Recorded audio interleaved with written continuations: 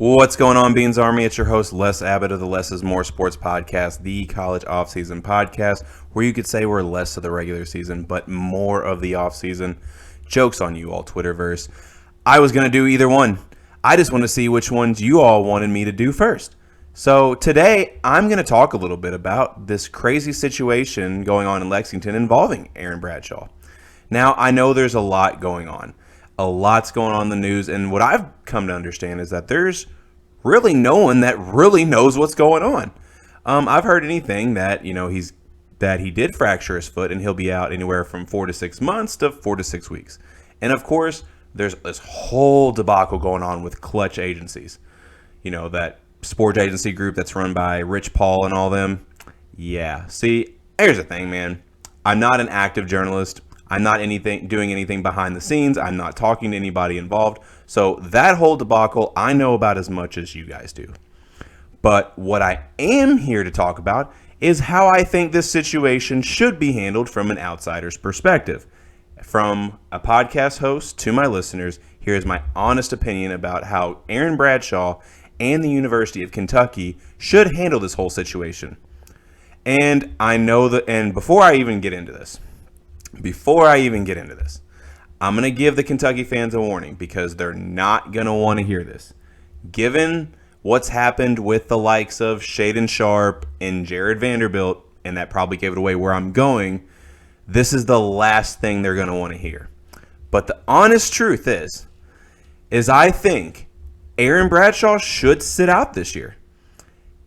And I know what you're thinking. Les, you just want him to sit out because if Duke or Texas has to play Kentucky this year, you don't want to have to deal with them. And although that is true, yes, I'm not even speaking as like a Kentucky hater when I say this. If I could go back in time and I could talk to Dariq Whitehead, I'd do the same thing. And here's why. Aaron Bradshaw in the 2024 NBA draft is a projected top 10 pick. He's a very talented player with a very, very pro-heavy skill set. And foot injuries, foot fractures, especially for guys his size, that's nothing to mess around with. If I'm him, I would rather play it safe, make sure the foot is properly healed, and continue to work on your game in the background, and don't take any chance ruining that draft status. And as I mentioned with Dariq Whitehead, if I could go back and tell him the same thing, I would. As a lot of you all remember, Dariq Whitehead was the Gatorade Player of the Year coming out of high school. He was a projected top 10 pick as well. And although it was very admirable, if I can even say the right word, what he did this season at Duke, obviously you could tell he was affected by the injury. His draft stock took a major hit, and I've even seen him going between 25 and 30 range now.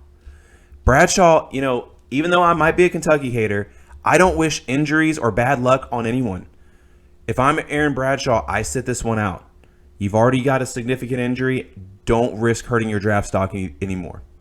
Now, on the flip side, because I'm not just going to say Aaron Bradshaw should dip and then Kentucky not have a backup plan. The transfer portal didn't look to be an option until Bob Huggins decides he wants to drink and drive and act a complete fool of himself. Now, with all that situation, him resigning from West Virginia, there are rumors that Jesse Edwards, the transfer from Syracuse, could also want to re-enter the transfer portal and leave West Virginia. I think that's who Kentucky should go after.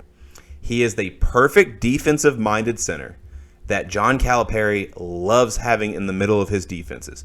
And if you look back at some of the best Calipari teams at Kentucky, they all had a big like that in the middle. So I think if Aaron Bradshaw does indeed sit out, I think they should sell the house on Jesse Edwards, or if there happens to be another option come available, a defensive center like him. That's just my opinion. As always, like and subscribe to Less is More Sports YouTube and Spotify channel. If you agree or disagree with this take, comment in the comment section below. And also follow our social media pages on Facebook and Twitter. And without further ado, we out.